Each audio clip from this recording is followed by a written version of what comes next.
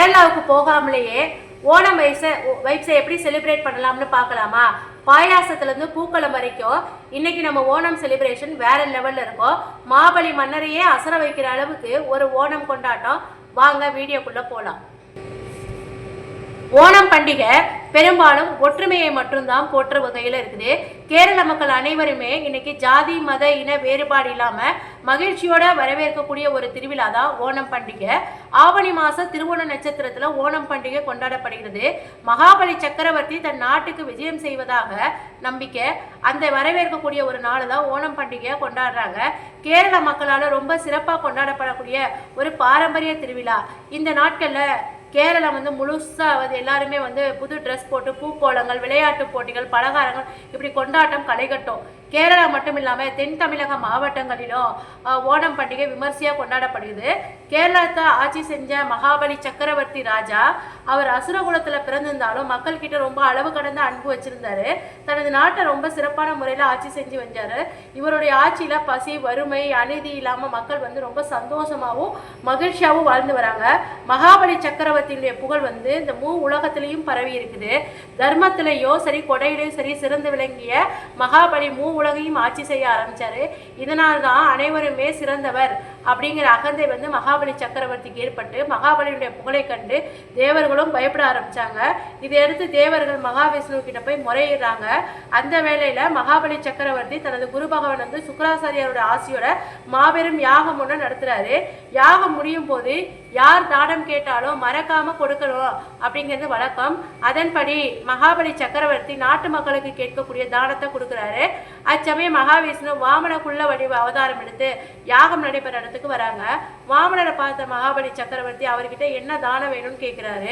அதுக்கு வாமனர், அரசே எனக்கு 3 அடி நிலம் மட்டும் போதும் அப்படின்னு சொல்றாரு. மகாபலி சக்கரவர்த்தி சிரிச்சுக்கிட்டே 3 அடி நிலம் தானா ஹாஹா அப்படின்னு சொல்றாரு. உடனே சுக்கராச்சாரியர் வந்திருப்பவர் சாதாரண சின்ன பையன் கிடையாது, மகாவிஷ்ணுடைய அவதாரம் அப்படிங்கிறத உணர்ந்துக்கிட்டாரு. உடனே மகாபலி கிட்ட அவர் தான் கேட்ட தானத்தை கொடுக்க வேணாம் அப்படின்னு சொல்றாரு. ஆனா யாகம் முடியும் தருவாயில் உள்ளதால மகாபலி சக்கரவர்த்தி தானம் கொடுப்பதை நிறுத்த விரும்பல. கொடுத்த வாக்கை காப்பாற்றணும்னு சொல்லி முடிவு பண்ணாரு. வாமனருக்கு 3 அடி நிலம் கொடுக்க ஒத்துக்கிட்டாரு. உடனே குள்ளவடியில் இருந்த வாமனர் மிகப்பெரிய உருவம் எடுத்து பூமிக்கும் வானுக்குமாக உயர்ந்து நிற்கிறாரு. தன்னுடைய முதல் அடியிலேயே பூமி முழுவதையும் அளந்துட்டாரு. 2வது அடியில வானத்தை அளந்துட்டாரு.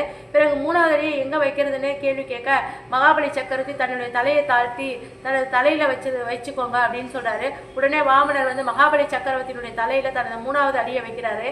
இதனால மகாபலி சக்கரவர்த்தி பாதாள உலகத்துக்கு போயிட்டு தான் சொல்லப்படுது. இருப்பினும் மகாபலி சக்கரவர்த்தியுடைய நல்ல மனசையும் தான தர்மத்தையும் கொடுத்த வாக்கையும் காப்பாற்றக்கூடிய இந்த கேரக்டரையும் போற்றக்கூடிய விதமா மகாவிஷ்ணு வரமளிக்கிறது சொல்றாரு. மகாபலி அப்படின்னு சொல்லிட்டு மக்கள் மகிழ்ச்சியா இருக்கிறாங்களா அப்படின்னு கேட்க, நான் ஆண்டுக்கு ஒரு முறையாவது பார்க்கணுமே கேட்கிறாரு. மகாவிஷ்ணுவும் வேண்டுகோளை ஏற்றிட்டு வரம் தராரு. அதன்படி ஆவணி மாசம் திருவோண நாள்ல மகாபலி சக்கரவர்த்தி தன்னுடைய மக்களை பார்க்க பூமிக்கு வரதா கருதப்படுது. இதைதான் ஓணம் பண்டிகை கேரள மக்கள் நம்பிக்கையோட கொண்டாடுறாங்க. ஆகஸ்ட் மாசம் 26ஆம் தேதி புதன்கிழமை ஓணம் பண்டிகை. கேரளால ஓணம் பண்டிகை அஸ்த நட்சத்திரம் தொடங்கி திருவோணம் நட்சத்திரம் வரைக்கும் 10 நாட்கள் ரொம்ப சிறப்பாக கொண்டாடப்படுது. ஓணம் சத்தியா அப்படின்னா படகு போட்டி, பாரம்பரிய கலை நிகழ்ச்சிகள், யானை ஊர்வலம், ஓலை ஊஞ்சல் இப்படி கேரளா முழுக்க ரொம்ப மகிழ்ச்சி நிறைஞ்சு காணப்படும். இயற்கைக்கு விவசாயத்துக்கும் நன்றி தெரிவிக்கக்கூடிய அறுவடை திருநாளாகவும் ஓணம் பண்டிகையை பார்க்குறாங்க. ஓணம் பண்டிகையில மக்கள் ஒன்னா கூடி மகிழ்றதுனால ஒற்றுமை சகோதரத்துவத்தை போற்றும் வகையில இருக்குது. கேரளத்தை அலங்கரிக்கக்கூடிய அத்தப்பூ கூலம் எப்படி இருக்கும் பார்த்தீங்கன்னா, ஓணம் பண்டிகையினுடைய அடையாளமாகவே அத்தப்பூ தான் சொல்லுவாங்க. தங்களுடைய வீடு தேடி வரும் மகாபலி சக்கரவர்த்தியை வரவேற்கும் விதவிதமாக அழகழகான பூக்கள்ல அத்தப்பூ கோலம் போடுறாங்க. ஆவணி மாதம் என்பது கேரளாவில் பூக்கள் பூத்து குலுங்கும் மாதம். பூக்கள் திருவிழாவே ஓணம் பண்டிகை அப்படின்னு சொல்லி கொண்டாடுறாங்க. 10 நாள் கொண்டாடப்படக்கூடிய இந்த ஓணம் பண்டிகையில் வீடுகள் தோறும் வாசல்ல ஒவ்வொரு நாளும் ஒவ்வொரு வகையான பூக்களை வச்சு அலங்காரம் பண்ணுவாங்க. 10 நாளும் ரொம்ப பிரம்மாண்டமாக இது நடந்துட்டு இருக்கு. பாரம்பரியம் நடக்கக்கூடிய படகு போட்டி ஓணம் பண்டிகையினுடைய சிறப்புகளில் ஒன்று படகு போட்டி. கேரளாவில் 6 நீர்நிலைகளில் இந்த போட்டி ரொம்ப விமர்சனையாக நடத்துகிறாங்க. நீண்ட வடிவிலான படகுல பலர் ஒன்றா உட்காந்துட்டு ஒரே தாளத்தில் துடுப்புகளை போட்டு வேகமாக செலுத்துவாங்க. அப்போ போட்டியாளர்கள் பாரம்பரிய பாடல்களை பாடிக்கிட்டே உற்சாகமாக போட்டிடுவாங்க. படகுகள் வரிசையாக செல்றதை பார்க்கறதுக்கு நமக்கு கண்கொள்ளா காட்சியாக இருக்கும்.